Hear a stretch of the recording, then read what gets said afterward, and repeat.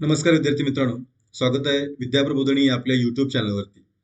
आजच संयुक्त पूर्व परीक्षा 2021चा पेपर झाला आणि या पेपरची जी अपेक्षित आन्सर की आहे ती आपण या व्हिडिओच्या माध्यमातून डिस्कस करणार आहोत. तर आमच्या टीमने बऱ्यापैकी मेहनत करून या सगळ्या 100 प्रश्नांची जी उत्तर आहेत ते अचूक शोधण्याचा प्रयत्न केलेला आहे आणि काही प्रश्नांची उत्तर जी डाऊटफुल आहेत ते आपण डिस्कस करूच प्रश्नपत्रिका डिस्कस करताना. आता त्यांची उत्तर आपण राखून ठेवलेली आहेत, त्यासाठी आपल्याला आयोगाच्या उत्तरांची वाट बघावी लागेल. पण त्यातल्या त्यात शक्य असेल तितक्या सर्व प्रश्नांची उत्तर आपण या व्हिडिओच्या माध्यमातून बघणार आहोत आणि तुम्हाला तुमचा जो स्कोर आहे तो स्कोर कॅल्क्युलेट करायला नक्कीच आमच्या या आन्सर कीचा उपयोग होईल. चला तर जास्त वेळ न घालवता आपण या व्हिडिओला सुरुवात करूया. तर आपल्याकडे जो सेट आहे तो सेट ए आपण बघतोय, इथे डिस्कस करतोय आणि तुम्ही तुमच्या तुमच्या सेटनुसार जे क्वेश्चन्स आहेत ते क्वेश्चन्स बघून ही आन्सर की आहे ती मॅच करून बघू शकताय. या आन्सर कीची आपल्याला जर पीडीएफ हवी असेल तर ती पीडीएफ देखील तुम्हाला आमच्या टेलिग्राम चॅनलवरती उपलब्ध होईल. त्या टेलिग्राम चॅनलची लिंक देखील तुम्हाला डिस्क्रिप्शन बॉक्समध्ये मिळून जाईल आणि तिथून तुम्ही ती जी पीडीएफ आहे ती पीडीएफ डाउनलोड करून घेऊ शकता. चला एक एक करून जाऊन आपण ते जे प्रश्न आहेत ते प्रश्नांना आपण सुरुवात करूया. ठीक आहे. प्रश्न जो पहिला आहे तो पॉलिटीचा आहे आणि हा सेक्शन ए असल्यामुळे आपण म्हणतो की पॉलिटीचे क्वेश्चन तुम्हाला इथं बघायला मिळतील. पहिला जो प्रश्न आहे तो पंचायत राजमध्ये आपल्याला बघायला मिळतोय. 3 स्टेटमेंट आहेत आणि त्या 3 स्टेटमेंट पैकी आपल्याला बरोबर विधान कोणतं आहे ते शोधायचं आहे. त्यामुळे प्रश्न वाचताना देखील आपण ही काळजी घेतली पाहिजे की आपल्याला इथं जे अॅक्युरेट किंवा करेक्ट जे विधान आहे ते आपल्याला शोधायचं. 3 स्टेटमेंट मी वाचून दाखवतोय की सरपंचाचे अथवा उपसरपंचाचे रिक्त झालेले पद हे रिक्त झालेल्या दिनांकापासून 30 दिवसांच्या आत भरले पाहिजे, असं पहिलं स्टेटमेंट आहे. नेक्स्ट स्टेटमेंट असं आहे की थेट जनतेमार्फत निवडलेल्या सरपंचाचे रिक्त झालेले पद हे ते रिक्त झालेल्या दिनांकापासून 3 महिन्यांच्या आत भरले पाहिजे. आणि तिसरं स्टेटमेंट असं आहे की ग्रामपंचायतीच्या ज्या सदस्याचे पद सतत ग्रामपंचायती सभेला गैरहजर राहण्याच्या कारणास्तव रिकामे झाले त्याने लगेच निवडणुकीस तो पात्र नसतो. तर आपण जर बघितलं तर बऱ्यापैकी हे तिन्ही जनरल स्टेटमेंट्स आहेत. तुम्ही जर थोडक्यात जरी पंचायत राजचा अभ्यास केला असेल आणि रिसेंटच्या डेव्हलपमेंट बघितली असतील त्याचं उत्तर आरामात आपण सांगतो की 4 नंबरचा जो पर्याय आहे त्याचं करेक्ट उत्तर आहे. सो प्रश्न क्रमांक 1 त्याचं उत्तर जे असेल ते पर्याय क्रमांक 4 हे त्याचं बरोबर उत्तर आहे. दुसरा जो प्रश्न आहे परत त्याच्यामध्ये बघतोय आपण की आपल्याला काही 4-5 स्टेटमेंट दिलेत आणि त्याच्यामधून आपल्याला योग्य जे विधान आहेत योग्य विधान आपल्याला शोधायचे. स्टेटमेंट आपण बघतोय की प्रामुख्याने जे आहेत ती ग्राम विकास समित्यांच्या बाबतीत हे स्टेटमेंट आपल्याला बघायला मिळते. त्यातलं जे पहिले स्टेटमेंट आहे ते पहिले स्टेटमेंट असं सांगतंय की ग्राम विकास समितीतील सदस्यांची एकूण संख्या 7 पेक्षा कमी नसेल आणि 17 पेक्षा जास्त नसेल. तर इथं फक्त थोडंसं हे स्टेटमेंट चुकीचं का ठरतंय, कारण ही जी ग्राम विकास समिती आहे त्याच्यामधल्या सदस्यांची संख्या 12 ते 24 इतकी असते. त्यामुळे पहिलं स्टेटमेंट याच्यामध्ये चुकीचं ठरते. दुसरं जे स्टेटमेंट आहे ते असं सांगतंय की ग्राम विकास समितीतील सदस्यांपैकी 1/3 पेक्षा कमी नसतील इतके सदस्य ग्रामपंचायतीच्या सदस्यांमधील असतील. तर हे स्टेटमेंट अगदी बरोबर आहे. तिसरं स्टेटमेंट असं आहे की तिच्या सदस्यांपैकी 1/2 कमी नसतील इतके सदस्य काय असतील की महिला असतील. हे देखील स्टेटमेंट बरोबर आहे. पुढचं स्टेटमेंट असं म्हणतंय की उपसरपंच हा तिचा पदसिद्ध अध्यक्ष असेल. ह्याच्याविषयी बोलू आपण की काय या स्टेटमेंटचा अर्थ होतोय. आणि चौथं स्टेटमेंट असं आहे पुढचं की ग्रामसेवक हा तिचा पदसिद्ध सचिव असेल. तर ही स्टेटमेंट देखील बरोबर आहे. आता याच्यामध्ये आपण जर आलो तर आपण आताच बोललो की स्टेटमेंट चुकीचं आहे, ब बरोबर आहे, क देखील स्टेटमेंट जे आहे ते बरोबर आहे. ड विषयी अशी स्पेसिफिक माहिती कुठे मिळत नाहीये आणि त्यामुळे जर आपण ऑप्शन्स वरून आलो तर आपल्याला बघायला मिळेल की ऑप्शन क्रमांक जो 2 आहे म्हणजे ब, क आणि ई ही जी 3 स्टेटमेंट आहेत ते आपल्याला अगदी परफेक्टली काय दिसेल की इथं बरोबर दिसते. सो ऑप्शन प्रश्न क्रमांक 2 आणि त्याचं उत्तर जे असेल ते ऑप्शन क्रमांक 2 हे त्याचं ऍक्युरेट उत्तर असेल. पुढच्या प्रश्नाकडे जाऊ आपण. प्रश्न क्रमांक 3 असा जो आहे तो सरकारी आयोगाविषयीचा प्रश्न आहे आणि अगदी ट्रॅडिशनल क्वेश्चन आहे आणि याच्यामध्ये विचारले गेले की कुठल्या कुठल्या गोष्टींसाठी सरकारी आयोग अनुकूल होता असं म्हटलंय. खाली ऑप्शन्स आहेत की राज्यपालांचं पद रद्द करावं, त्यानंतर अखिल भारतीय सेवा रद्द कराव्यात, त्यानंतर आंतरराज्य परिषद रद्द करावी. तर आपण जर सरकारी आयोग व्यवस्थित वाचला असेल तर आपल्याला यातनं आन्सर कळून जाईल की यातल्या कुठल्याही गोष्टीसाठी सरकारी आयोग अनुकूल नव्हतं. त्यामुळे वरीलपैकी एकही नाही, म्हणजे ऑप्शन क्रमांक 4 त्याचं करेक्ट उत्तर आहे. पुढचा जो क्वेश्चन आहे तो महाधिवक्त्या संदर्भातला क्वेश्चन आहे आणि त्या संदर्भातली 4 स्टेटमेंट दिले तर आपल्याला याच्यापैकी बघतोय आपण की बरोबर विधान शोधायचं आहे. पहिलं स्टेटमेंट असं आहे की तो राज्याच्या मंत्री परिषदेची इच्छा असेपर्यंत आपल्या पदावर राहू शकतो. तर अगदीच आपल्याला माहिती आहे की हे स्टेटमेंट पूर्णतः चुकीचं आहे. दुसरं, त्याचं मानधन जे आहे ते राज्य विधिमंडळाद्वारे निश्चित केलं जातं. हे देखील स्टेटमेंट आपण बघतोय की पूर्णतः चुकीचं आहे. तिसरं स्टेटमेंट आहे की तो राज्य शासनाविरुद्ध असलेल्या खटल्यात खासगी पक्षकारांसाठी वकील म्हणून उभा राहू शकतो. तर हे देखील ऍब्सोल्युटली चुकीचं स्टेटमेंट आहे. त्यामुळे बघतोय आपण की वरीलपैकी एकही स्टेटमेंट असं नाही की जे आपण म्हणू शकतो की महाधिवक्ते संदर्भातला की बरोबर स्टेटमेंट आहे. त्यामुळे प्रश्न क्रमांक 4 त्याचं उत्तर जे असेल ते उत्तर 4 नंबर त्याचं ऍक्युरेट उत्तर असेल.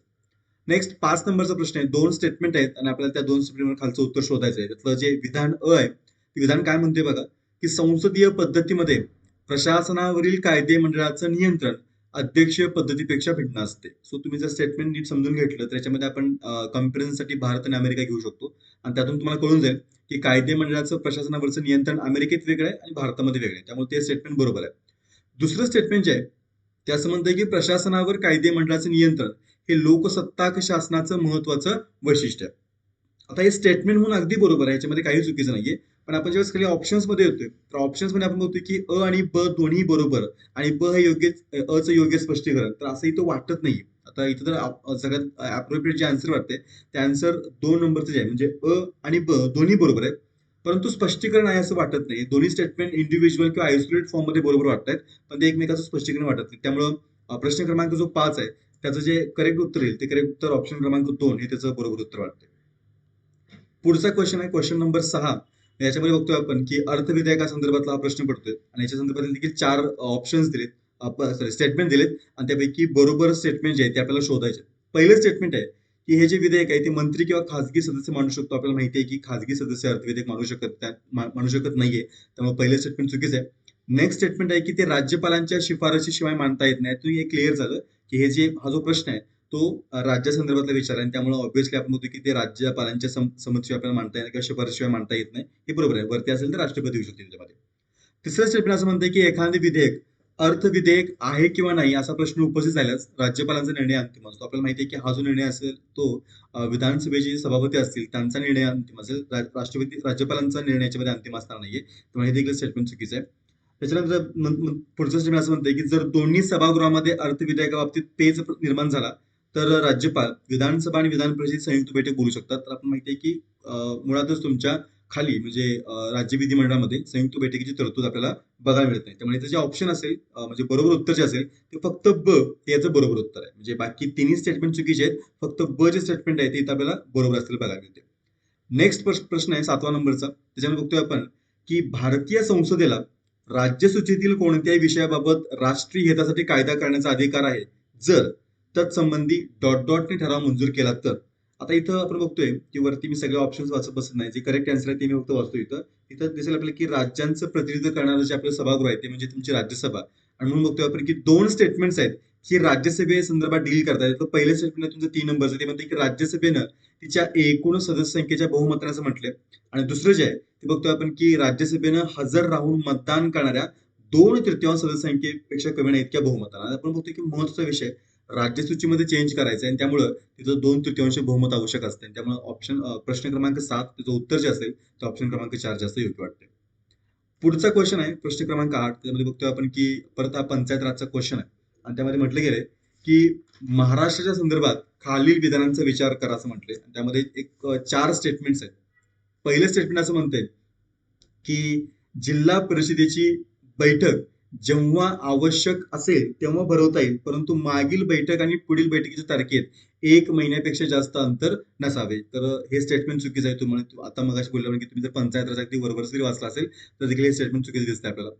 दुसरं आहे की जिल्हा परिषद अध्यक्ष 1/5 पेक्षा कमी नाही इतक्या सदस्यांच्या लेखी विनंतीनुसार विशेष बैठक बोलवू शकतो. थोडंसं यामध्ये कन्फ्युजन आहे, ते काय मी डिस्कस करतो.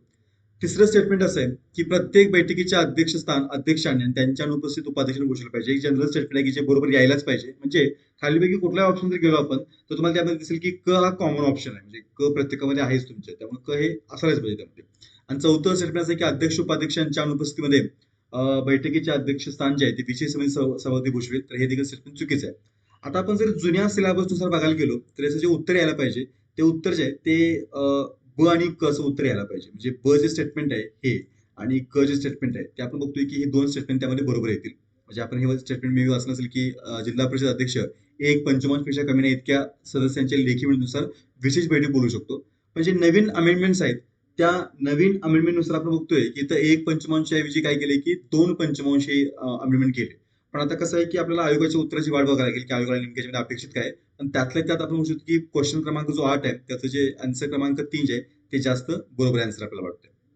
पुढचा क्वेश्चन आहे 9 नंबरचा की सर्वसाधारणपणे राज्याच्या उच्च न्यायालयामध्ये मुख्य न्यायाधीश आणि डॉट डॉट यांचा समावेश असतो. आणि मग इथं आपल्याला विचारले की खाली 4 ऑप्शन दिलेत आणि यातलं जे करेक्ट आन्सर आहे आपल्याला सगळ्यांना माहिती असेल की राष्ट्रपती ठरवतील इतक्या न्यायाधीशांचा त्यामध्ये समावेश होतो. याच्यामध्ये आपण बघू संसदेचा किंवा राज्यपालांचा याच्यामध्ये काही रोल राहत नाही. राष्ट्रपती जितके ठरवतील तितके तुमचे काय असतील की इतर न्यायाधीश असतील. सो ऑप्शन प्रश्न क्रमांक 9 त्याचं जे उत्तर असेल ते उत्तर त्याचं 4 नंबरचा आपल्याला ऑप्शन दिसतोय.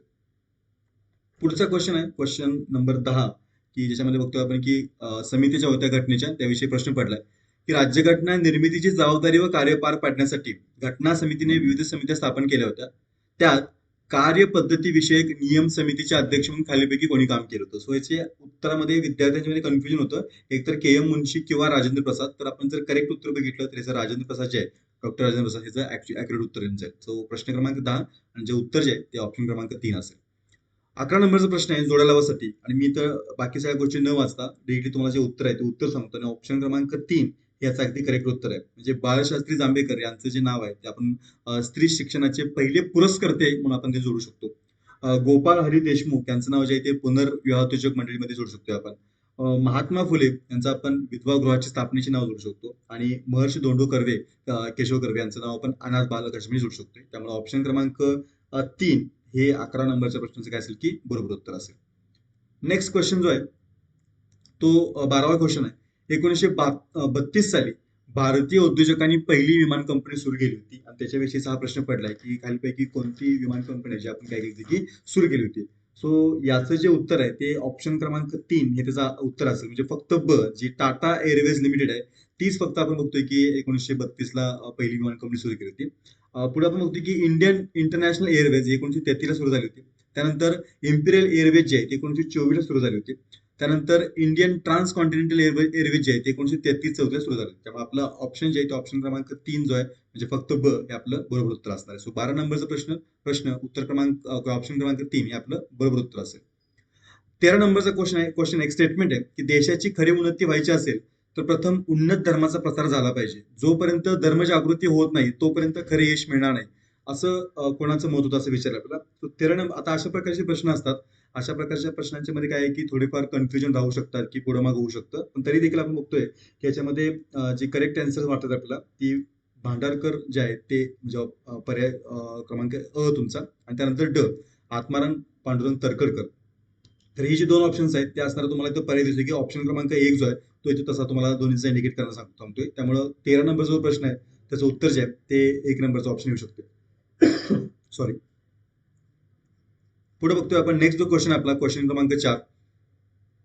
नारायण मेघाजी लोखंडे यांनी कोणत्या वृत्तपत्रातून कामगारांच्या प्रश्नांना वाचा फोडली होती. सो याचं जे करेक्ट उत्तर आहे ते दीनबंधू म्हणजे ऑप्शन क्रमांक 3 याचं करेक्ट उत्तर आहे.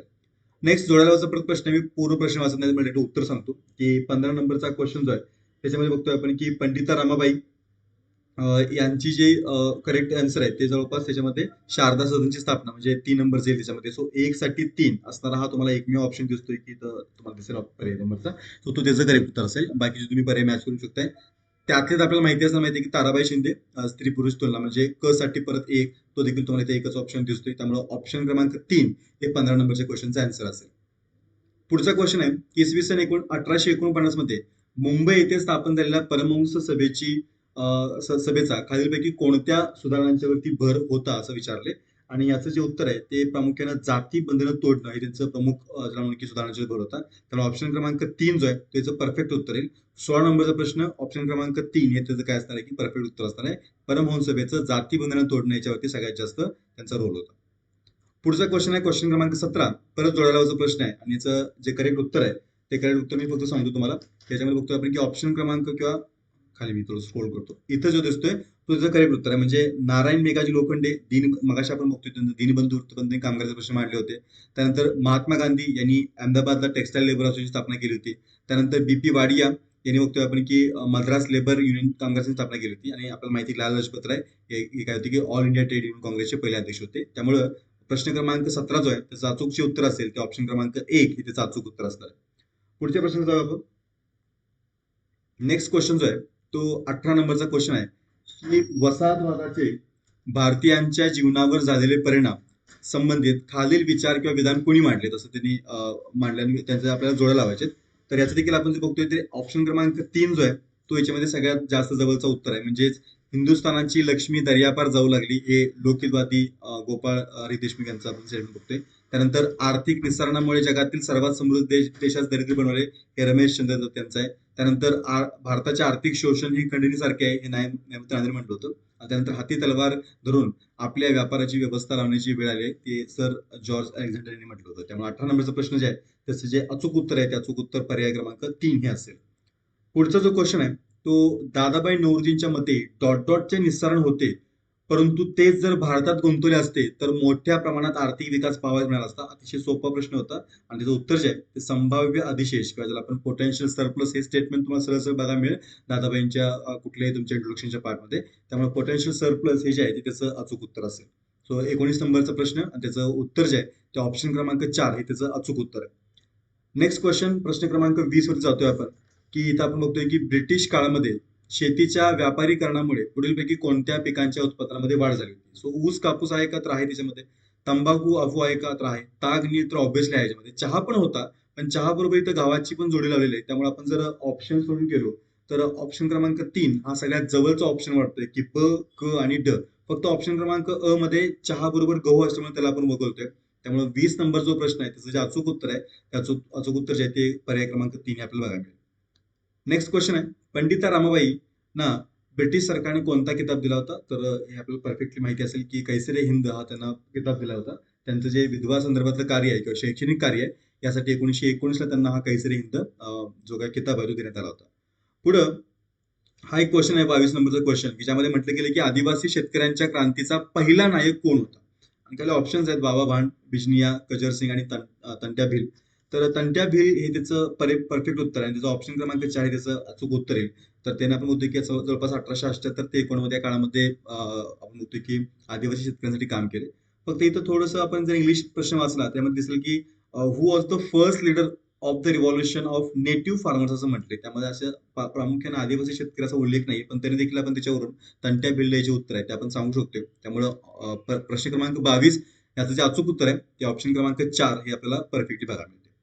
पुढे बघतोय आपण नेक्स्ट जो क्वेश्चन आहे ऑप्शन प्रश्न क्रमांक 23 यामध्ये बघतोय आपण की नागरी उठावांची सुरुवात खालीलपैकी कोणत्या प्रदेशातून झाली. तर याच्यामध्ये बंगाल हा जो ऑप्शन आहे तो सगळ्यात प्रॉमिनंट आहे तो यायलाच पाहिजे आणि तसा असणारा एकमेव ऑप्शन याच्यामध्ये तो ऑप्शन क्रमांक 4 म्हणून बघतोय की बंगाल आणि बिहार इथून बघतोय आपण की नागरी उठावांची सुरुवात आपल्याला बघायला मिळते. नेक्स्ट पुढचा क्वेश्चन आहे प्रश्न क्रमांक 24 ज्यामध्ये आपण परत आपण एक वर्णन आहे आणि त्या वर्णनाला मॅच करणारी नावं शोधायचे. तर याचं उत्तर जे आहे ते ऑप्शन क्रमांक 4 हे त्याचं बरोबर उत्तर आहे. म्हणजेच शारदा या लोकप्रिय नाटकात बाल विवाहाचा प्रश्न जो मांडला होता तो गोविंद बल्लाळने मांडला होता. त्यानंतर हंटर कमिशन समोर आपण बघतोय की जी आकडेवारी आहे ती पंडिता रमाबाईंनी मांडली होती. त्यात महात्मा फुलेंचं पण नाव घेतलं जातं. त्यानंतर विधवा स्त्रियांच्या शारदाश्रम ही संस्था जी आहे ती रमाबाई रानडेंनी स्टार्ट केली होती आणि माझे पुराण हे आत्मचरित्र जे आहे ते आनंदीबाई कर्वेंचं होतं. त्यामुळे 24 नंबर जो प्रश्न आहे त्याचा ऑप्शन क्रमांक 4 हे बरोबर उत्तर असेल. पुढे बघतोय आपण नेक्स्ट जो क्वेश्चन आहे तो क्वेश्चन क्रमांक 25 आहे. 1857च्या उठावाविषयी खालीलपैकी कोणती विधानं बरोबर आहे. तर याच्यामध्ये बघतोय आपण की पहिली जी 2 विधान आहेत की भोरचे पंत सचिव चिमणजी रघुनाथ यांनी रंगो बापूजी गुप्ते यांना विश्वासघाताने इंग्रजांच्या हवाले केले होते तर हे स्टेटमेंट पूर्णतः चुकीचं आहे.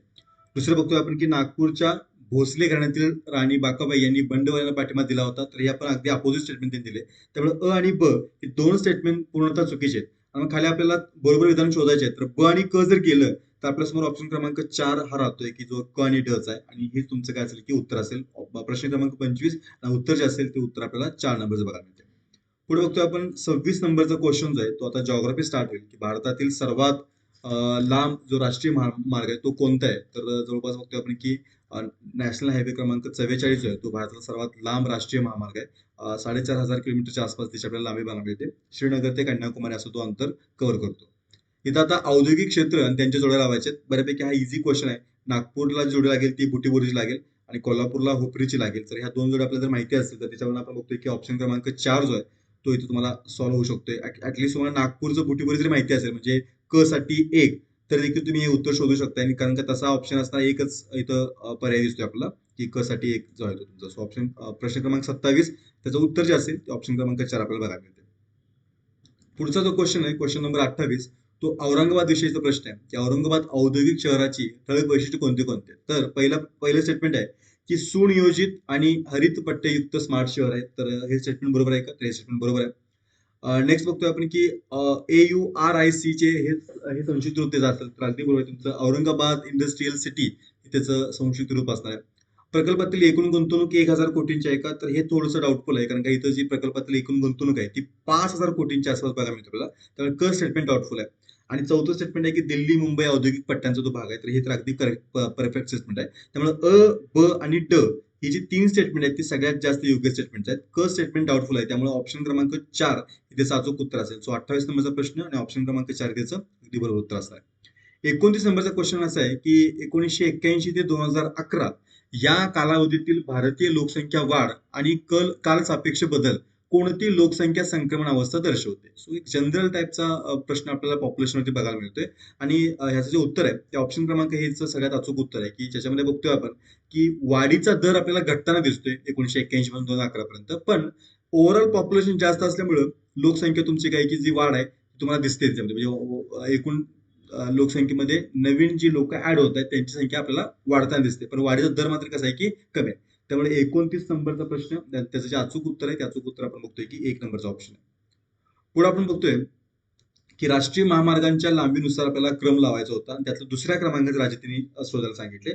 जर आपण विचार केला तर याच्यामध्ये बघतोय आपण की महाराष्ट्रामध्ये जवळपास 17,000 किंवा 17,500 किलोमीटरचे आपल्याला राष्ट्रीय महामार्ग बघायला मिळतील. राजस्थानमध्ये जवळपास 10,000 किलोमीटरचे राष्ट्रीय महामार्ग आहेत. उत्तर प्रदेशमध्ये 11,000 किंवा 11,500 किलोमीटरचे आहेत आणि त्यामुळे आणि मध्य प्रदेशमध्ये जवळपास 8,500 किलोमीटरचे आहेत. त्यामुळे जर आपण बघितलं तर महाराष्ट्र पहिल्या क्रमांकावरती आणि उत्तर प्रदेश काय की दुसऱ्या क्रमांकावरती. त्यामुळं आपण बोलतोय की प्रश्न क्रमांक 30 चे उत्तर जे असेल ते उत्तर 4 नंबरचा ऑप्शन बघायला मिळतो आपल्याला. 31 नंबरचा प्रश्न आहे तो पण इझी कॅटेगरी तुमच्या येतोय. खालीलपैकी कोणता प्रदेश भारतातील उच्च भूकंप तीव्रता विभागामध्ये येतोय? तर आपल्याला माहिती असेल की काश्मीर ते आसाम पर्यंत जो भाग आहे तो तुम्हाला बघायला मिळेल की हा उच्च तीव्रता भूकंप असताना, कारण का ती हिमालयांची जी काही रचना आपण बघतोय त्यामुळे तो तसा भाग झाला की जिथं वारंवार तुम्हाला भूकंपाचे धक्के जाणवतील. त्यामुळे 31 नंबरचा प्रश्न आहे त्याचं उत्तर जे असेल ते उत्तर ऑप्शन क्रमांक 2 असेल. 32 नंबरचा प्रश्न आहे की ज्यामध्ये आपण बघतोय की 2011च्या जनगणनेनुसार महाराष्ट्रातील नागरिकीकरणाबाबतचे 4 स्टेटमेंट दिले. पहिले स्टेटमेंट अगदी बरोबर आहे की टक्केवारी जी आहे ती 45.23%. दुसरं आपण बघतो की आपला तिसरा क्रमांक लागतो काय तर लोकसंख्येनुसार तर आपला बरोबर आहे की तिसरा क्रमांक लागतोय. पुढचं स्टेटमेंट आहे की संख्या जी आहे ती संख्या आपली इतकी दिली ती देखील बऱ्यापैकी बरोबर संख्या आहे ती.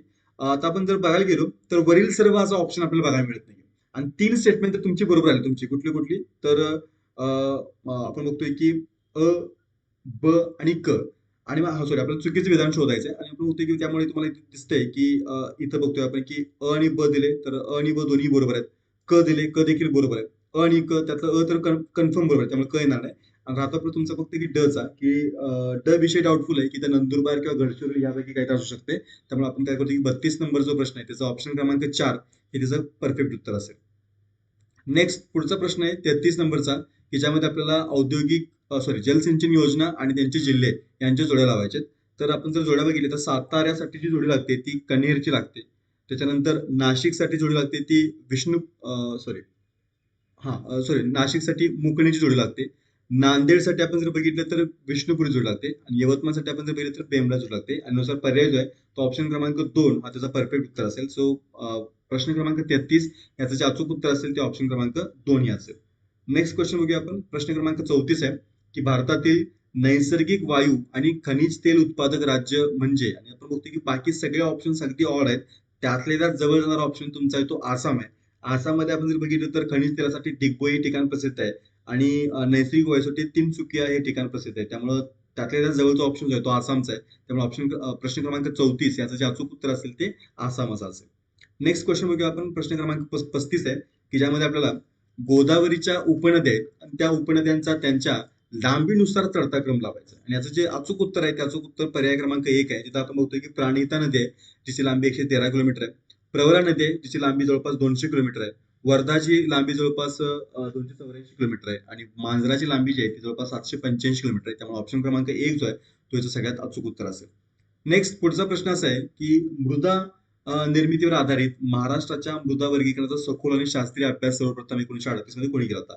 बऱ्याच रिसोर्स मध्ये आम्ही शोधण्याचा प्रयत्न केला पण याचं अचूक उत्तर सापडत नाहीये. त्यातले तर आपण बघतोय की केलॉग आणि थॉर्प जे आहे ते सगळ्यात जवळ जाणारं उत्तर आहे. आणि याच्या उत्तरासाठी आपल्याला आयोगाच्या आन्सर किंवा वाट बघायला लागेल. पण त्यातल्या त्यात केलॉग आणि थॉर्प हे सगळ्यात जवळ जाणारं उत्तर वाटते. त्यामुळे 36 जो प्रश्न आहे त्याचं उत्तर डाऊटफुल आहे, पण त्यातल्या त्यात 2 नंबरचा ऑप्शन बरोबर वाटतोय. पुढे बघतोय 37 नंबरचा क्वेश्चन आहे की मध्य कोकणामध्ये कुठल्या कुठल्या खाड्या येतात. तर हे अगदी इझी क्वेश्चन होता. राजापूर, बाणकोट, केळशी खाडी जे आहे ते तुम्हाला मध्य कोकणामध्ये बघायला मिळते. त्यामुळे फार जास्त डिफिकल्ट हा क्वेश्चन आपल्याला दिसत नाहीये. नेक्स्ट जो क्वेश्चन आहे, क्वेश्चन नंबर 38 जो आहे तो आपल्याला विचार आहे की लक्षद्वीप आणि मिनिकॉय जी बेट आहेत ती कुठल्या चॅनल म्हणून विभक्त झाले. तर याचं अचूक जे उत्तर आहे ते 9 डिग्री चॅनल जो आहे तो काय करतोय की लक्षद्वीप आणि मिनिकॉयला वेगळं करण्याचं काम करतोय. जो 8 डिग्री चॅनल आहे तो भारत आणि मालदीवला सेपरेट करण्याचं काम करतो, तुम्ही लक्षात ठेवू शकताय. आणि जो 10 डिग्री चॅनल आहे तो अंदमान आणि निकोबार बेटांना काय करतो की सेपरेट करण्याचं काम करतोय. सो 38 नंबरचा प्रश्न उत्तर त्याचं असेल ते ऑप्शन क्रमांक 2 असेल. पुढे म्हणलं आपण की जी.टी. त्रिवार्ता यांच्या हवामान वर्गीकरणानुसार पश्चिम किनारपट्टीवरील मैदानी भाग आणि त्रिपुरा राज्य खालीलपैकी कोणत्या हवामान प्रकारामध्ये येते. तर हा एक फॅक्च्युअल क्वेश्चन तुम्ही बघू शकताय की उष्णकटिबंधीय पावसाळी हवामान जे आहे ते तुम्हाला इथं बघायला मिळेल. त्यामुळं प्रश्न क्रमांक 39 याचं उत्तर जे असेल ते 3 नंबरचं ऑप्शन याचं उत्तर आहे. पुढं भारतात नैऋत्य मोसमी वाऱ्यापासून मिळणाऱ्या पावसाची टक्केवारी साधारणतः भारतात महाराष्ट्रामध्ये किती आहे. तर ती जवळपास 85%. आपण बघतोय की जे परतीचा पाऊस म्हणतो त्या परतीचा पाऊस महाराष्ट्रामध्ये फार जास्त पडत नाहीये. जवळपास सगळा पाऊस जो आहे तो नैऋत्य मोसमी वाऱ्यापासून मिळतोय. त्याचं प्रमाण जे आहे ते जवळपास 85% आसपास आपल्याला बघायला मिळेल. पुढचा क्वेश्चन आहे 41 नंबरचा. आता इथून पुढे इकॉनॉमिक्स चालू होईल. तर 1995 मध्ये बँक ग्राहकांच्या विवादांचे स्वस्त आणि जलद निपटारा करण्यासाठी डॉट डॉट सुरू करण्यात आलं होतं. तर हे पण लॉजिकल आहे. तुम्हाला जर थोडं लॉजिकल तुम्हाला उत्तर सापडून जाईल की बँक लोकपाल जी योजना आहे, ज्याला आपण बँकिंग एम्बुड्समन स्कीम म्हणतोय, जी 1995 सुरू केली होती. आणि या स्कीमनुसार जो बँकिंग रेग्युलेशन ऍक्ट आहे 1949 ह्याच्या सेक्शन 35 ए मध्ये चेंज करून आपण काय केले की ही जी स्कीम आहे ती स्कीम आपण सुरू केली होती. सो 41 नंबरचा क्वेश्चन त्याचं उत्तर जे असेल ते ऑप्शन क्रमांक 3 असेल. 42 नंबरचा क्वेश्चन आहे ज्यामध्ये म्हटले गेले की स्वातंत्र्यानंतर भारत सरकारने ऑगस्ट 1948 मध्ये राष्ट्रीय उत्पन्न समिती स्थापना नियुक्ती केली होती. पुढे म्हटले की या समितीमध्ये प्राध्यापक पी.सी. महालनोबिस गाडगे आणि के.आर. राव यांचा समावेश होता. आणि त्यांचा पहिला अहवाल जो 1954 आणि दुसरा अहवाल त्यांनी काय केलं की सॉरी पहिला अहवाल 1951 आणि नेक्स्ट अहवाल 1954 दिला होता. त्यामध्ये बघतोय आपण फक्त इथे 1948 ऐवजी 1949 पाहिजे होतं. आणि त्यानंतर दुसरी 2 जी स्टेटमेंट आहेत ती बरोबर आहेत. आणि आपल्याला विचारले काय की चुकीची स्टेटमेंट कोणते, तर आपण बघतोय की फक्त अ जे आहे त्याचं काय असेल की चुकीचं स्टेटमेंट असेल. बाकी सगळी स्टेटमेंट काय आहेत की बरोबर आहे. नेक्स्ट बघतोय आपण पुढचा क्वेश्चन आहे 43 नंबरचा की ग्रामीण भागातील शेती आणि संबंधित उपक्रमांना प्रोत्साहन देण्यासाठी कर्ज पुरवठा करणारी डॉट डॉट ही शिखर संस्था आहे. विस्तारा वर्गणी आपण बघतो की नाबार्ड हेच उत्तर बरोबर आहे. आता कसं आहे की आयोगानं काय नेमकं अजून केलं ते बघितलं पाहिजे, कारण का नाबार्डच्या देखील आधी आपण बघतोय आरबीआय जे आहे रिझर्व्ह बँक ऑफ इंडिया जे आहे हिचं एक ज्याला म्हणतो की विंडो होती की जे काय करायची की ग्रामीण भागामध्ये शेतकऱ्यांसाठी कर्ज पुरवठा करण्याचं काम करत होती. पण आपण एक जनरल सेन्स मध्ये बघितलं तर नाबार्ड याचं अचूक उत्तर येऊ शकते. त्यामुळे ऑप्शन क्रमांक 3 हा त्याचं काय असेल की शिखर संस्था म्हणून तुम्ही नाबार्डचं नाव घेऊ शकताय. सो 43 नंबरचा प्रश्न उत्तर जे असेल ते ऑप्शन क्रमांक 3 असेल. पुढे बघतोय आपण की केंद्रीय अर्थसंकल्प 2021-22 मध्ये केंद्र सरकारच्या उत्पन्नाचा सर्वात मोठा स्रोत कोणता आहे. आता इथं थोडंसं कन्फ्युजन असं आहे की उत्पन्नाचा सोर्स विचारलाय आणि आपण ज्यावेळेस बजेटमध्ये जातो तर बजेटमध्ये उत्पन्न किंवा जमा जे आहे ती 2 प्रकारची असते, महसुली आणि भांडवली जमा. आता आपण जर अज्युम केलं की त्यांनी फक्त महसुली जमेच्या बाबतीत विचारला असेल, असा प्रश्न विचारला असेल की महसुली जमीमध्ये सगळ्यात जमा करून कोणाचे, तर मे बी उत्तराचं जे आहे ते जीएसटी होऊ शकते. पण टोटल जमेचा किंवा टोटल उत्पन्नाचा पण विचार केला तर कर्ज आणि इतर दायित्व जे आहेत त्यांचं प्रमाण जास्त आहे. त्यामुळे प्रोबॅबिलिटी आम्हाला जास्त अशी वाटते की 44 नंबरचा क्वेश्चन जे आहे त्याचं उत्तर जे आहे ते 2 नंबरचे येऊ शकते, की जिथं कर्ज आणि इतर जे दायित्व आहेत यांचं जे प्रमाण आहे ते 44% जास्त आहे तुमच्या एकूण इन्कम मध्ये. आणि हे तर जास्त अप्रोप्रिएट आन्सर आपल्याला वाटतंय. सो 44 नंबरचा क्वेश्चन ऑप्शन क्रमांक 2 त्याचं अचूक उत्तर येऊ शकते. एक जनरल क्वेश्चन आहे की 2011च्या जनगणनेनुसार देशातील लोकसंख्येची घनता किती आहे. तर 382 त्याचं काय की परफेक्ट उत्तर आहे. पुढचा क्वेश्चन आहे क्वेश्चन नंबर 46. त्यामध्ये प्रथा एक थोडासा अनालिटिकल टाईपचा क्वेश्चन आहे. याच्यावरती मतमतांतर होऊ शकतात, काही लोकांची वेगळी याच्यावरती मतं येऊ शकतात. प्रश्न आपण वाचूया की लोकसंख्येची गुणात्मक वैशिष्ट्य आणि शहरीकरण या बाबतीतलं कुठलं विधान बरोबर नाही असं म्हटलंय. आपण पहिलं स्टेटमेंट बघतोय की दरडोई उत्पन्नातील वाढ व शहरीकरण यांचा सकारात्मक संबंध आहे. तर ते म्हणू शकतो आपण की जसं शहरीकरण वाढेल तसं लोकांचं दरडोई उत्पन्न वाढू शकतं का, तर बरोबर स्टेटमेंट वाटतंय. दुसरं स्टेटमेंट असं म्हणते की शहरीकरण आणि रोजगार वाढ यांच्यात सहसंबंध नाहीये. तर हे थोडंसं डाऊटफुल स्टेटमेंट वाटतंय का, कारण शहरीकरण वाढलं तर ऑब्व्हियसली तुमचे रोजगार वाढणार आहेत, सहसंबंध नाही असं आपण म्हणू शकत नाहीये. पुढचं स्टेटमेंट आहे की शहरीकरणासोबत लोकांच्या राहणीमानाच्या दर्जामध्ये वाढ होते. तर हे पण एक बाय डिफॉल्ट स्टेटमेंट आहे. आणि शहरीकरण व दारिद्र्याची लोकसंख्या यांच्यात नकारात्मक संबंध आहे. आपण अभ्यास केला असेल की दारिद्र्याचं प्रमाण नेहमी तुमच्या ग्रामीण भागामध्ये जास्त आहे, शहरी भागामध्ये कमी आहे. त्यामुळं जे दुसरं स्टेटमेंट आहे ते थोडंसं बरोबर नाही असं वाटतंय. त्यामुळं प्रश्न क्रमांक 46 आणि त्याचं उत्तर जे आहे ते ऑप्शन क्रमांक 2 त्याचं बरोबर उत्तर असेल. पुढचा प्रश्न आहे भारतीय व्यापारी बँक प्रणालीमध्ये खालीलपैकी कोणत्या बाजारपेठेचा भाग हा वृद्धिकारक व नफा मिळवून देणार आहे. तर इथं पण थोडंसं कन्फ्युजन आहे. यासाठी पण आपल्याला आयोगाच्या उत्तराची वाट बघायला लागेल. पण त्यातले जे जवळचं उत्तर वाटतंय ते रिटेल बँकिंग असं वाटतं. रिटेल बँकिंग म्हणजे काय की आपण जे सामान्य लोक बँकिंग सर्व्हिसेस यूज करतो की ज्यांची संख्या फार जास्त आहे आणि ती दिवसेंदिवस ग्रो करते, वाढते. त्या दृष्टीने असं वाटतं की रिटेल बँकिंग येऊ शकते. काही ठिकाणी असं इंटरनेट बँकिंगचा उल्लेख बघायला मिळतोय. पण त्यातल्या त्यात आम्हाला वाटतं की रिटेल बँकिंग उत्तर येऊ शकते. त्यामुळे 47 नंबरचा प्रश्न जो आहे त्याचं उत्तर जे आहे ते ऑप्शन क्रमांक 3 प्रोबेबिलिटी आहे. पण अगेन आपल्याला आयोगाच्या आन्सर कीची वाट बघितली पाहिजे. नेक्स्ट आहे की भारतीय शेतीतील उत्पादकता प्रामुख्याने 2 बाबींवरती अवलंबून असते. तर ही प्रोडक्टिव्हिटी आहे. आणि आपण जर ऑप्शन्स मध्ये आलो तर सिंचन सुविधा ही त्यामध्ये यायलाच पाहिजे, इरिगेशन. आता जोड्या आपल्याला जोडी यूज करायची आहे. म्हणजे ते ड येऊ शकते किंवा ड येऊ शकते. आणि त्यातल्या त्यात आपण उत्पादकतेच्या अनुषंगाने विचार केला तर जास्त जे अप्रोप्रिएट आहे ते आणि ड वाटते. म्हणजे तांत्रिक घटक आणि सिंचन सुविधा हे आपण बघतो की तुमच्या उत्पादकता वाढण्यामध्ये जास्त मोठा रोल प्ले करते. नेक्स्ट क्वेश्चन आहे क्वेश्चन नंबर 49, ज्यामध्ये बघतोय आपण की FRB मॅच विषयी प्रश्न विचारलाय, जो लास्ट टाइम पण झाला होता. आणि बऱ्यापैकी आपण सगळी स्टेटमेंट जर बघितली तर ती FRB मॅचच्या उद्देशांशी मॅच करणारीच आहेत. त्यामुळे आपल्याला जे शोधायचं आहे त्याच्यामध्ये उद्दिष्ट कोणते ती शोधायची. त्यामुळे वरीलपैकी सर्व ऑप्शन क्रमांक 2 जो आहे तो याचं करेक्ट आन्सर येईल की जिथं आपण बघतोय की सगळीच तुमच्या काय आहेत की FRB मॅच 2003 ची उद्दिष्ट आपल्याला बघायला मिळतील. नेक्स्ट क्वेश्चन आहे क्वेश्चन नंबर 50, ज्यामध्ये बघितले की SEZचा प्रश्न येतो की भारतातील विशेष आर्थिक क्षेत्रांचे खालीलपैकी कोणते महत्वाचे उद्दिष्ट नाही म्हटले. तर ज्यादा आर्थिक क्रियाकल्पांची निर्मिती आहे त्याच्यामध्ये, निर्यातीला प्रोत्साहन आहे त्याच्यामध्ये, रोजगार निर्मिती आहे, फक्त शेती विकासाशी काही संबंध नाही. त्यामुळे 50 नंबरचा जो प्रश्न आहे त्याच्यामध्ये फक्त आपण की 3 नंबर हा त्याचा ऑप्शन येईल, त्यातनं बाहेर निघेल. पुढचा क्वेश्चन आहे की बाल मृत्यू दर हा दिलेल्या भौगोलिक क्षेत्रातील एका वर्षाच्या कालावधीत 1000 जिवंत जन्मामागे डॉट डॉट वयाखालील मुलांच्या मृत्यू संख्या ठरवतो. आता इथं ऑप्शन मध्ये आपण आलो तर याचं उत्तर तुम्हाला सापडणार नाही, कारण का 1 वर्ष 1 महिना 1 आठवडा 1 दिवस यातलं एक उत्तर नाही. इथं 5 वर्ष ऑप्शन असतं तर तो मी बी काय झाला की बरोबर आला असता. पण 5 वर्ष ऑप्शन इथे नाहीच आहे. मग आपण जेव्हा इंग्लिश प्रश्न होते त्यावेळेस तुम्हाला कळेल इथून काय विचारले, द इन्फंट मॉर्टॅलिटी रेट म्हटले. त्यामुळे हा अर्भक मृत्यू दर आहे.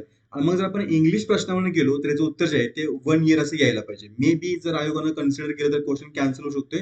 पण जर बरोबर उत्तर दिल्याचं तर 1 इयर हेच बरोबर उत्तर येऊ शकते. कशावरनं, तर इंग्लिश क्वेश्चनवरनं. मराठी क्वेश्चन आणि जे ऑप्शन्स आहेत ते मॅच करत नाहीयेत, पण तरी देखील इंग्लिश क्वेश्चनवरनं आपण 1 इयर हे आन्सर देऊ शकतो.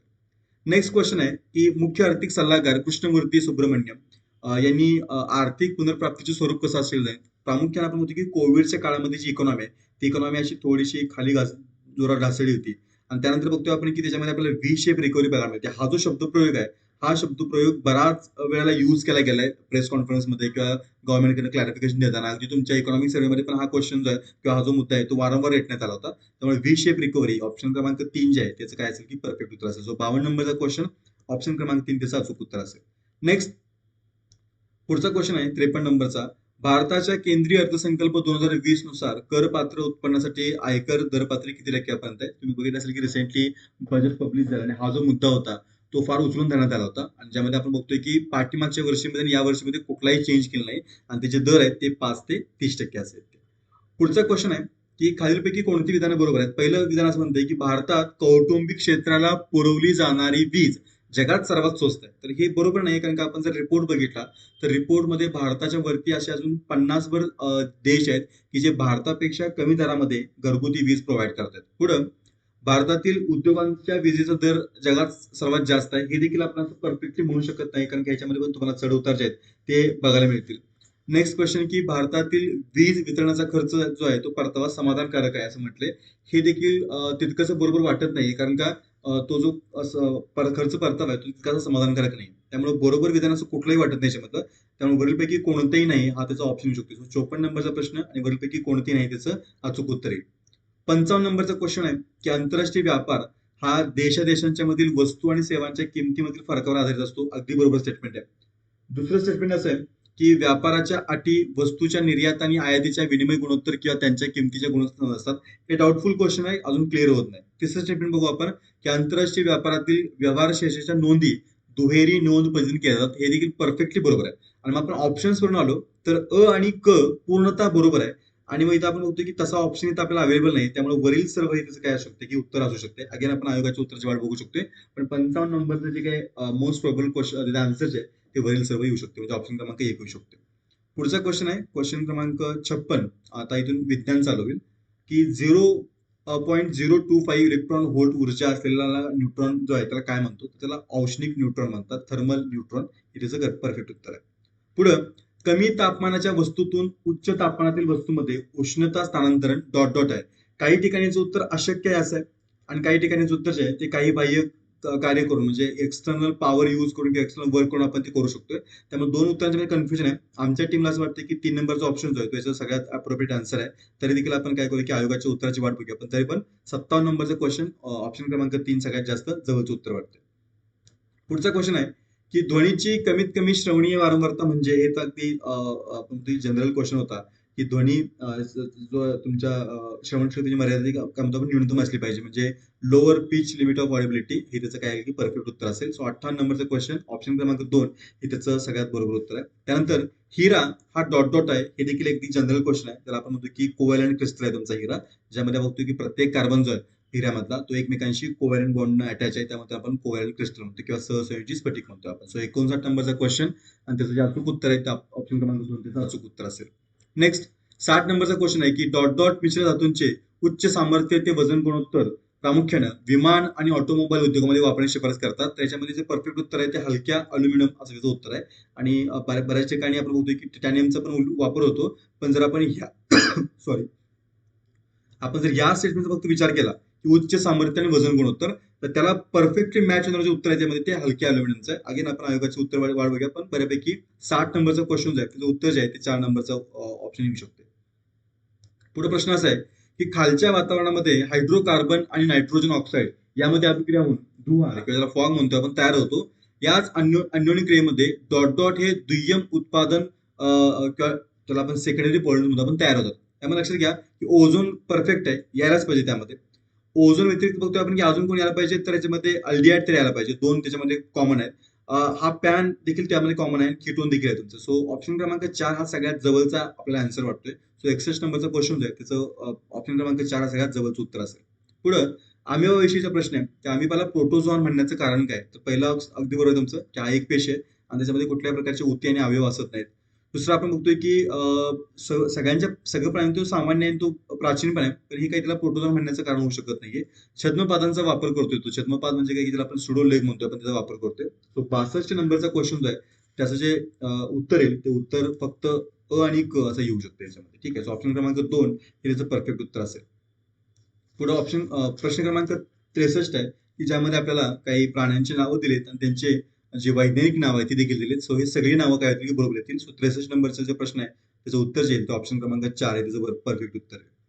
नेक्स्ट आहे खालीलपैकी कोणत्या प्राणी समूहाने प्रथमतः जमिनीवर जीवनाचा अवलंब केला? तर हे पण तुम्ही लॉजिकली सांगू शकताय की सगळ्यात आधी आपल्याला माहिती आहे की पाण्यामध्ये जीवसृष्टी निर्माण झाली आणि मग पाण्यानंतर पुढचा प्रभाव जो असणार आहे तो कोणता असणार आहे, तर उभयचरचा. म्हणजे पाण्यामधनं जमिनीवरती आले आणि ते दोन्ही ठिकाणी राहतात, पाण्यामध्ये राहतात जमिनीवर राहतात, त्यांना आपण उभयचर म्हणतो किंवा अॅम्फिबियन्स म्हणतो आपण.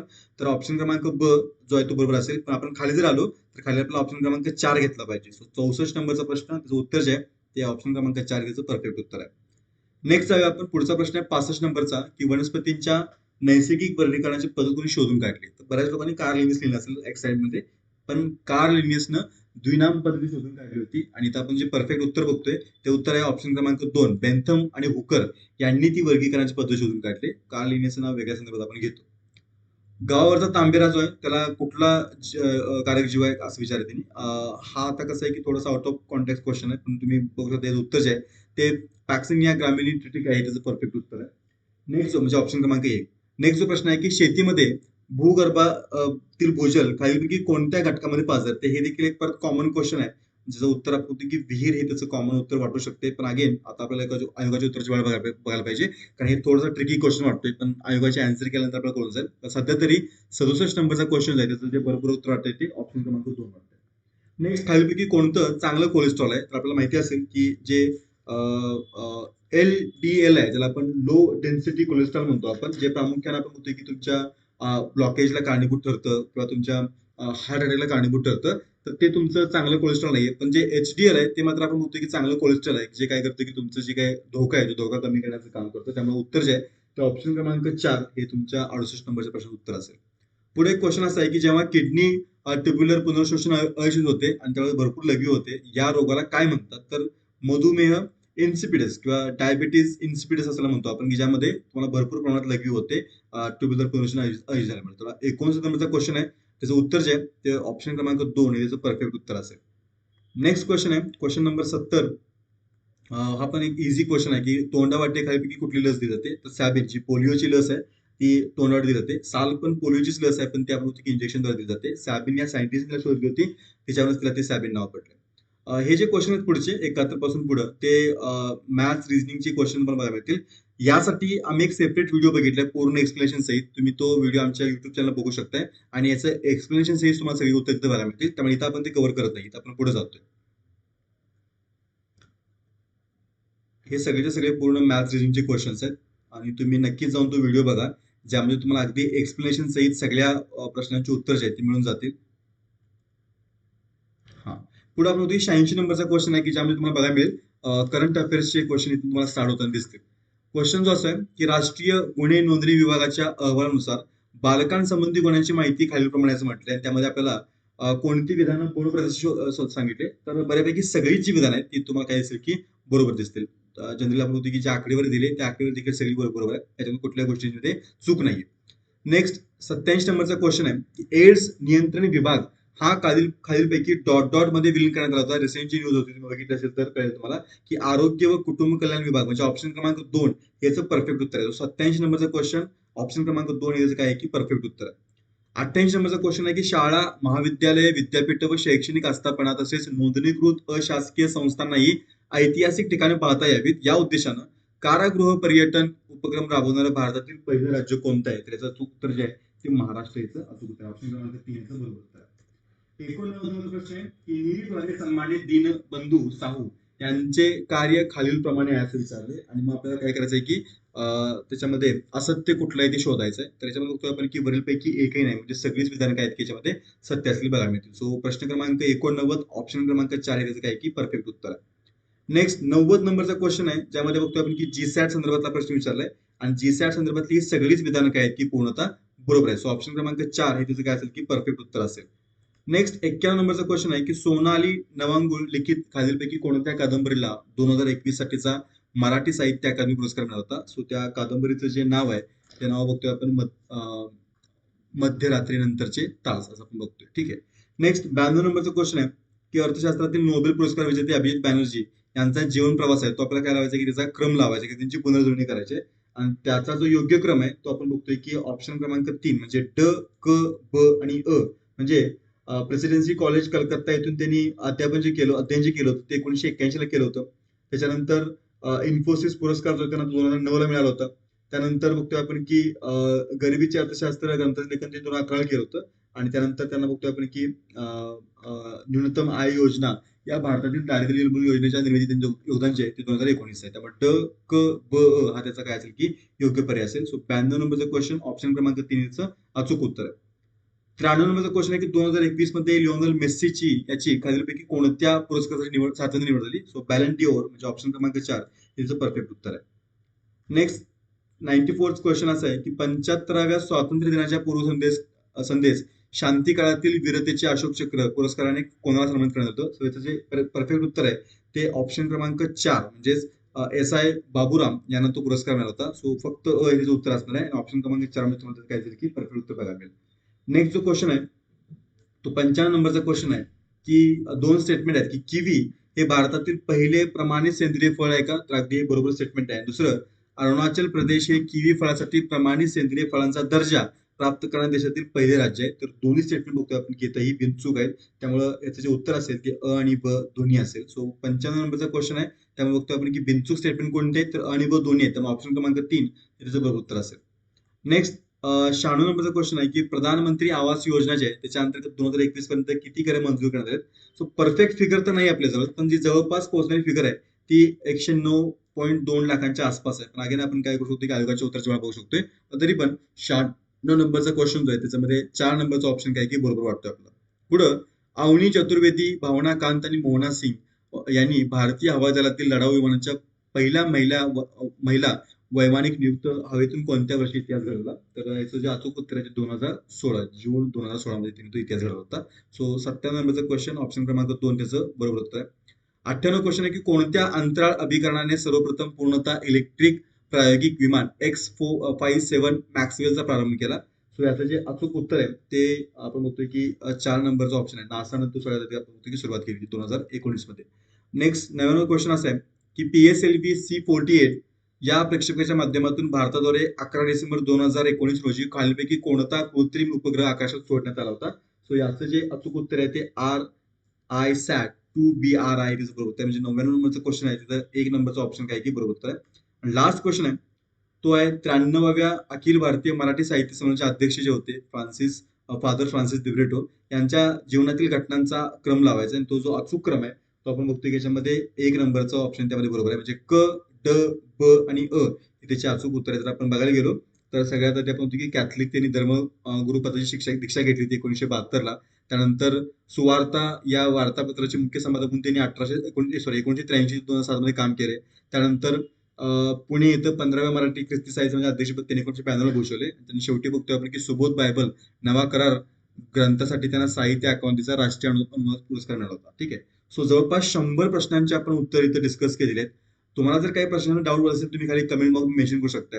व्हिडिओ आवडल्यास लाईक करा, चॅनलला सबस्क्राईब करा आणि तुमच्या मित्रांच्या पर्यंत जास्तीत जास्त हा व्हिडिओ शेअर करा. थँक्यू व्हेरी मच मित्रांनो.